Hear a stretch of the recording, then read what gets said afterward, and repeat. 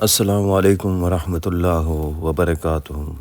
سوال پوچھا گیا ہے کہ کوشش ہوتی ہے لوگوں کی کہ اپنے بچوں کو رزق حلال کھلائیں، حرام سے بچائیں، لیکن کچھ لوگ روزی کمانے کے معاملے میں شرعی حدود کی رعایت نہیں کرتے۔ حلال حرام سب کچھ ان کے ہاں برابر ہے۔ وہ کبھی کبھار لوگوں کے ہاں کھانے پینے کی اشیاء اور دیگر تحائف بھیج دیتے ہیں۔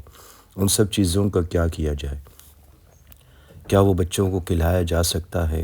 اگر نہیں تو ان تمام چیزوں کا کیا کریں؟ کیا انہیں ضائع کر دیا جائے؟ جواب دیا گیا ہے کہ بہتر تو یہی ہے کہ جیسے اب تک بچوں کو حرام سے بچایا جاتا رہا ہے، اسی طرح اب بھی مشکوک اور مخلوط مال کے استعمال سے بھی بچایا جائے۔ تاہم اگر رشتہ داروں کی کمائی میں حلال مال غالب ہے اور حرام مغلوب ہے تو ان کا مال استعمال کرنے کی گنجائش ہے، اور اگر حرام مال غالب ہے تو ان کے مال سے فائدہ اٹھانے کی اجازت نہیں۔ ایسا مال اول تو قبول ہی نہیں کرنا چاہیے، اور اگر فتنے کا اندیشہ ہو تو قبول کر لیا جائے، لیکن اسے ضائع نہ کیا جائے بلکہ بلا نیت ثواب کسی مستحق کو دے دیا جائے۔ سوال پوچھا گیا ہے کہ کوئی شخص مخلوط مال یعنی حلال و حرام خرچ کر کے تعلیم حاصل کرے، پھر تعلیم حاصل کرنے کے بعد وہ پوری ایمانداری سے جائز کام کر کے تنخواہ حاصل کرے تو اس کی تنخواہ حلال ہوگی یا حرام؟ جواب دیا گیا ہے کہ حصول تعلیم کے لیے حرام اور حلال مال استعمال کیا تو اس کو گناہ اپنی جگہ، لیکن جب وہ تعلیم حاصل کرنے کے بعد اپنا کام پوری ایمانداری سے کر کے جو تنخواہ حاصل کرے گا وہ تنخواہ حلال ہوگی۔ سوال پوچھا گیا ہے کہ ایک بالغ لڑکی جو ذہنی طور پر ٹھیک نہیں تھی، اس کا انتقال ہو گیا تو اس مجنونہ کی نماز جنازہ میں کون سی دعا پڑھی جائے گی، بالغ والی یا نابالغ والی؟ جواب دیا گیا ہے کہ اگر اس کا جنون اصلی تھا یعنی بچپن ہی سے یہ بیماری لاحق تھی اور اسی حالت میں وہ بالغ ہوئی تو جنازے میں نابالغ بچی والی دعا پڑھی جائے۔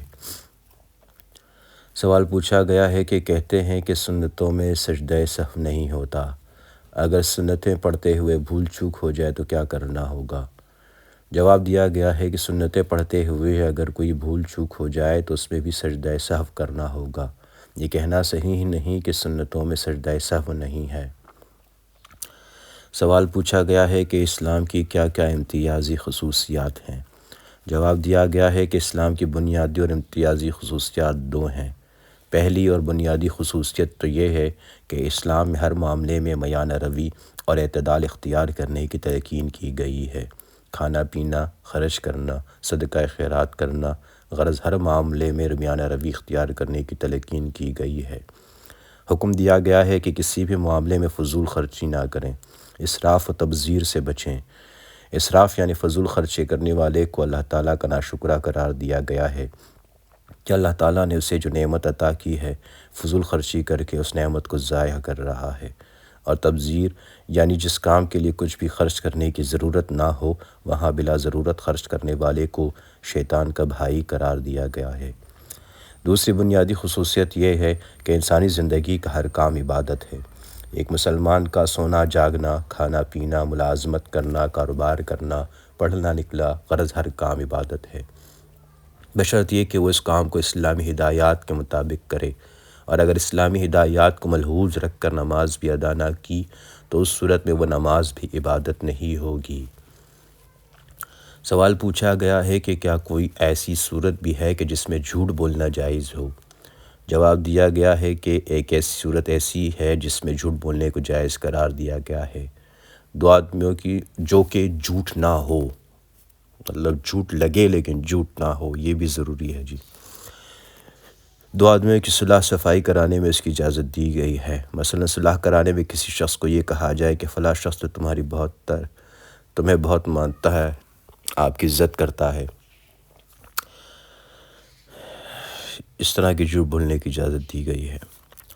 سوال پوچھا گیا ہے کہ کیا عورتیں اپنے بازو اور ٹانگ وغیرہ کے بال صاف کرانے کے لیے پاؤڈر یا بال صاف کرنے کی مشین استعمال کر سکتی ہے؟ جواب دیا گیا ہے کہ بوقت ضرورت پاؤڈر یا بال صاف کرنے کی مشین استعمال کی جا سکتی ہے۔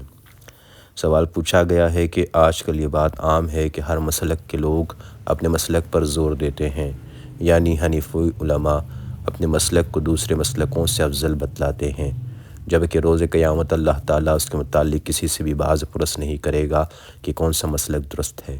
جو مسائل تمام مسالک میں متفق ہیں، جن میں کسی بھی فقہ کے درمیان کوئی اختلاف نہیں، ان پر آخر علماء کیوں زور نہیں دیتے؟ جواب دیا گیا ہے کہ حقیقت یہ ہے کہ علماء دین چاہے ان کا تعلق کسی بھی مسلک سے ہو، وہ سلفی ہو یا حنفی، مالکی ہو یا شافعی، ان سب کو دین کے ان معاملات پر زور دینا چاہیے جو متفق علیہ ہے، جن میں کسی قسم کا کوئی اختلاف نہیں ہونا چاہیے۔ آج ضروریات دین تو لوگوں کی نگاہوں سے اوجھل ہو رہی ہیں، اپنے لوگ بھی اور اغیار بھی سارے کے سارے دین کو مسخ کر رہے ہیں۔ منکرات جن کو مٹانے کی کوشش ہمیں کرنی چاہیے تھی، وہ سارے منکرات پھیل رہے ہیں، گمراہی پھیل رہی ہے۔ علماء فروعی بحثوں میں الجھے ہوئے ہیں کہ تراویح 20 ہیں یا 8، اور اس طرح کی دیگر مسائل۔ اس لیے علماء کو چاہیے کہ اجتماعی معاملات پر توجہ دیں اور ان کی تبلیغ میں سرگرم عمل ہوں۔ سوال پوچھا گیا ہے کہ کوئی شخص خود تو نیک ہو لیکن دوسروں سے بالکل لا تعلق ہو، اس کے متعلق حضور اکرم محمد صلی اللہ علیہ وسلم نے کیا فرمایا ہے؟ جواب دیا گیا ہے کہ حضرت جابر رضی اللہ عنہ کے بیان کا ترجمہ ہے کہ جناب رسول اللہ محمد صلی اللہ علیہ وسلم نے ارشاد فرمایا کہ اللہ رب العزت نے حضرت جبریل کی طرف وحی کی کہ فلاں شہر کے اس کے رہنے والوں سمیت الٹ دو۔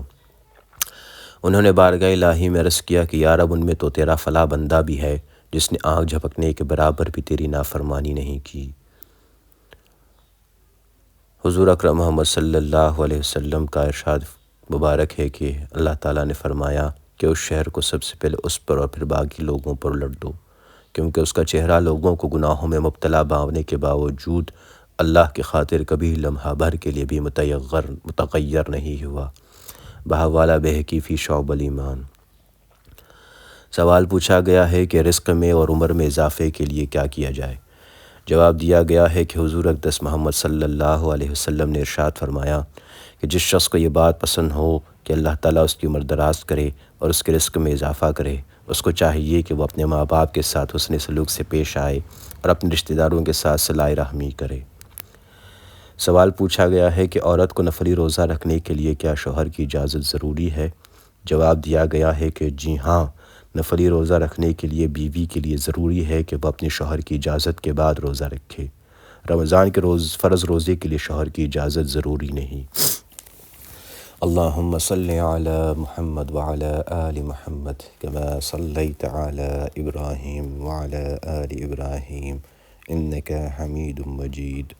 اللہم بارک علی محمد وعلی آل محمد کما بارکت علی ابراہیم وعلی آل ابراہیم انک حمید مجید۔